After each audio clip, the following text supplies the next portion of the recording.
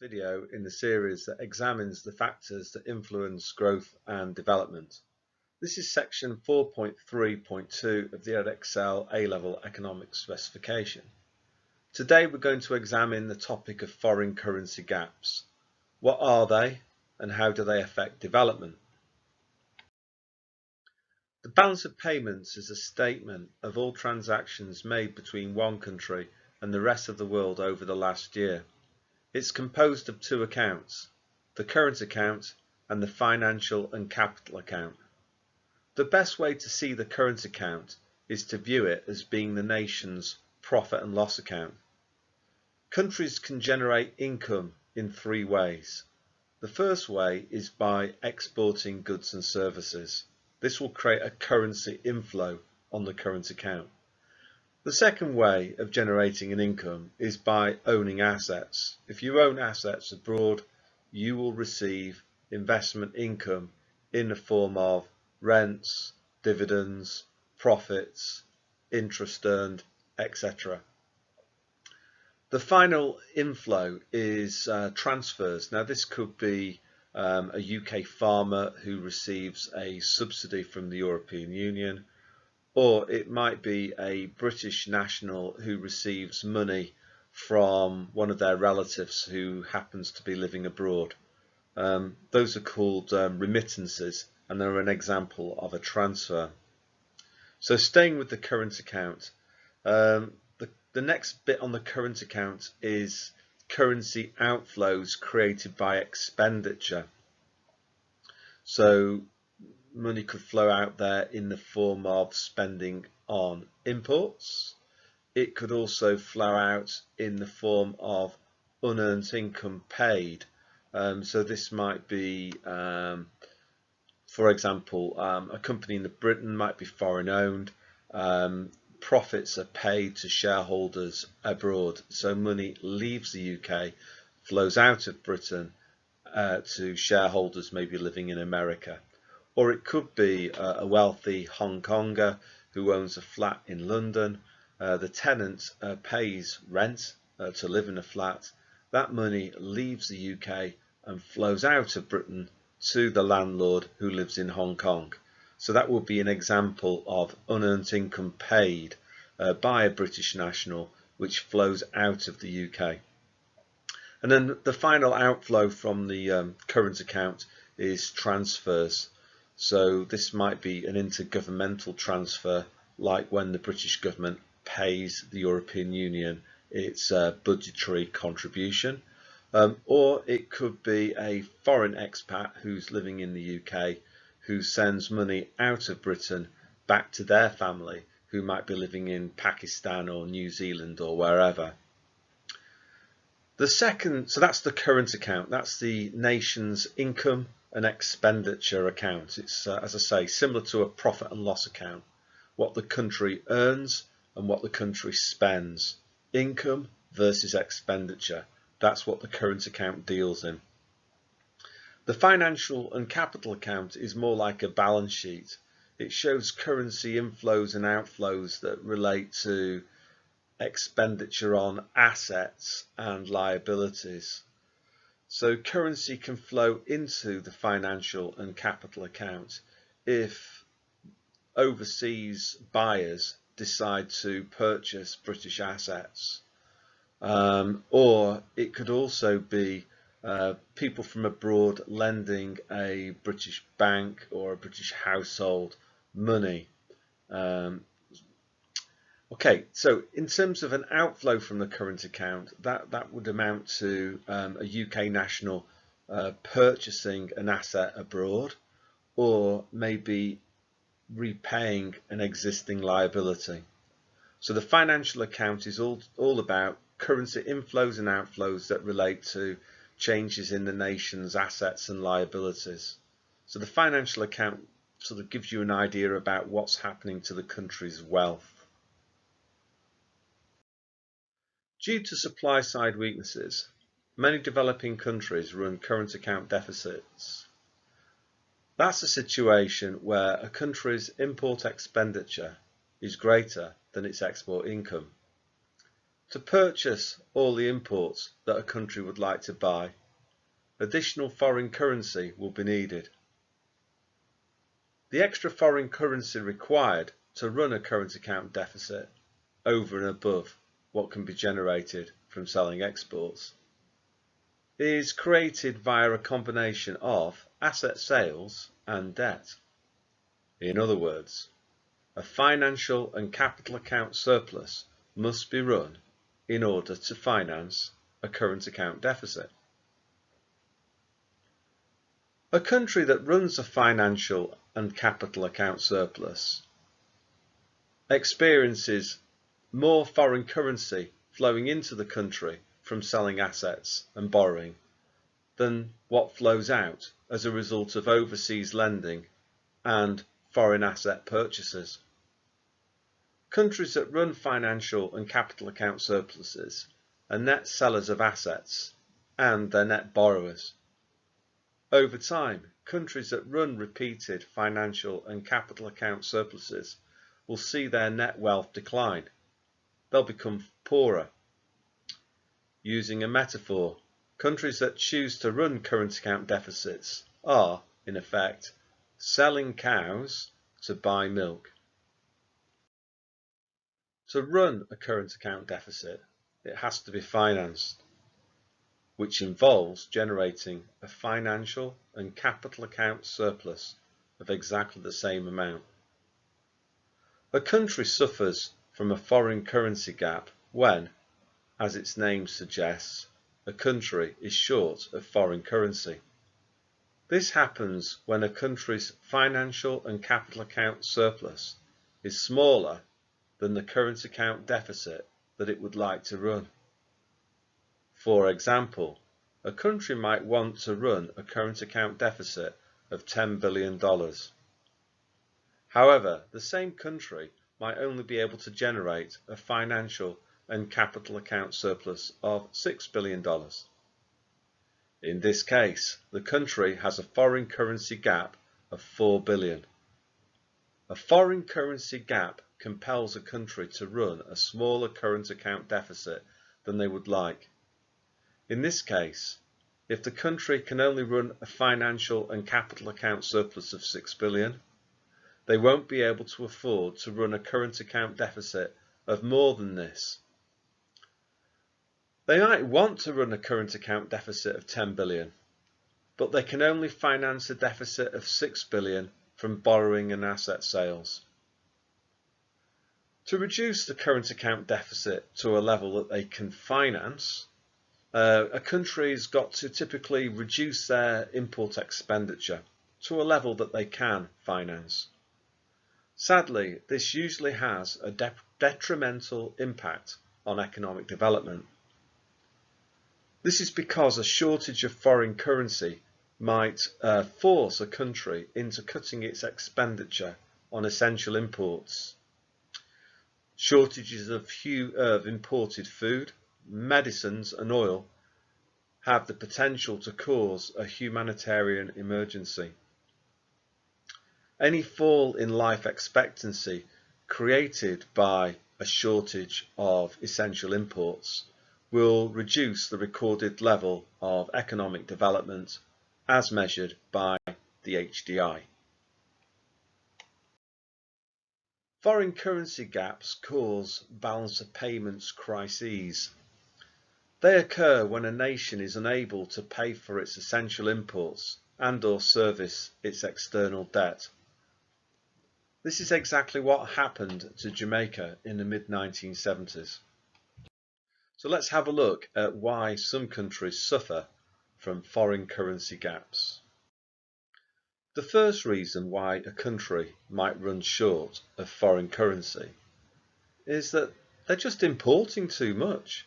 They might be on a consumption binge, sucking ridiculous amounts of imports into the nation, living high on the cheap credit hog.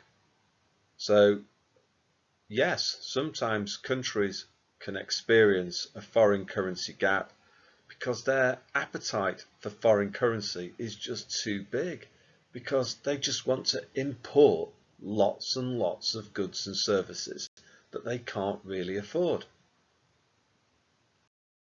The second reason why a country might be experiencing a foreign currency gap is that they're not earning enough foreign currency in the first place. And this is down to the fact that they're not exporting enough. So let's think about this. Does your economy produce things of value that other people voluntarily want to buy? Compare Britain with Germany. What does each country produce? Germany earns lots of foreign currency income because they sell BMWs, Mercedes, and other high value added manufactured products that the world loves. So it's relatively easy for Germany to generate lots of foreign currency because lots of people abroad like German stuff. In contrast, what does Britain produce? Well, this is only partially a joke, but it seems to me that these days Britain produces meetings, bureaucracy, and miscellaneous paperwork. So there are people employed, notionally working, but what are they actually producing of value that people might want to buy, especially people abroad? So you could have an economy where there's very high levels of employment, but you've got a massive problem in terms of generating foreign currency because the people producing things are not selling goods or services abroad that people actually want to buy. And this is a massive problem. From a developing country's perspective, you could also have a problem generating foreign currency income because you're primary product dependent. Perhaps you're selling an agricultural crop and maybe you're quite good at producing that crop and you produce high volumes, but unfortunately that doesn't translate into very high export incomes because the price of your primary product on world markets is currently low. So that's another reason why you might be suffering from a foreign currency gap. Your export income's low. That's not because you're not producing, it's just because the thing that you are producing is selling for a very low price. In the short run, a small export income doesn't automatically lead to a foreign currency gap. It might be possible to run quite a big current account deficit, at least for a while, by running a similarly huge financial and capital account surplus. One way of pulling this trick off is selling your assets. You can generate the foreign currency income that you need to pay for your desired current account deficit in that way by selling assets to overseas investors. The problem with this approach is that eventually you will run out of assets to sell because assets can only be sold off once. So if we think about Britain over the last quarter of a century, we have run current account deficits and we've done it successfully because we've been able to attract inward foreign direct investment. Foreigners have queued up and bought London property. They've queued up and bought British companies such as Cadbury and Jaguar Land Rover.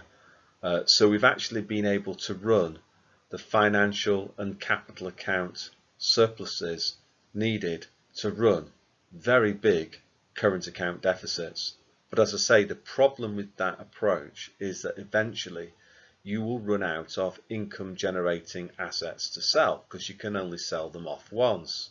And when you get to that point, you're going to hit the buffers, and that particular buffer is going to be called a foreign currency gap.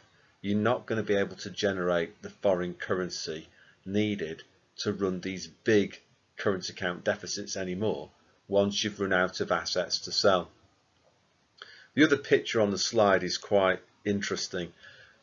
Greece, not so long ago, suffered from a foreign currency gap.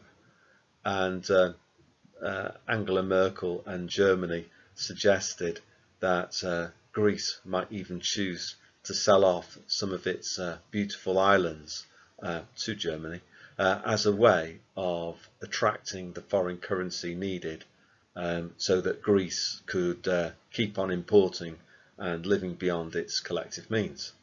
Unsurprisingly, that didn't go down particularly well with the Greeks. The final way of avoiding a foreign currency gap is just, as I say, to try and find people who will lend you money.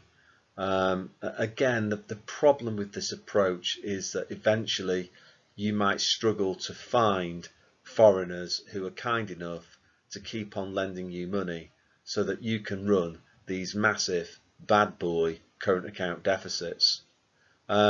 Eventually they'll start to question your credit worthiness. So the first image there is of Northern Rock. Northern Rock was an unusual bank in that it specialised in lending, and a lot of those loans were used to buy overpriced housing and imports. Where did Northern Rock get its money from? Did they get their money from British savers? No, they didn't. They borrowed that money from overseas banks.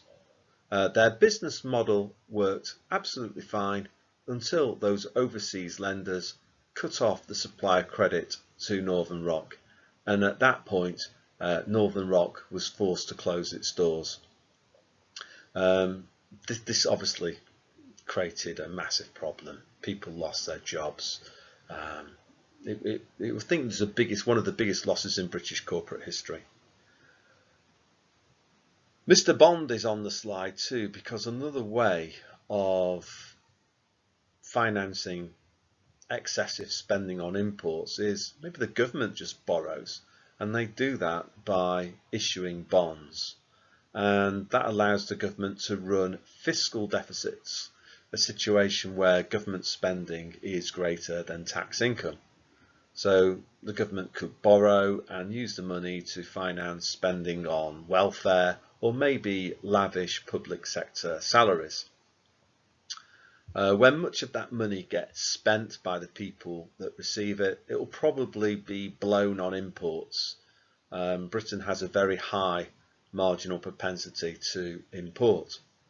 So again, will the bond market keep on lending money to the UK government so that the UK government can then distribute that money to allow households to purchase imports?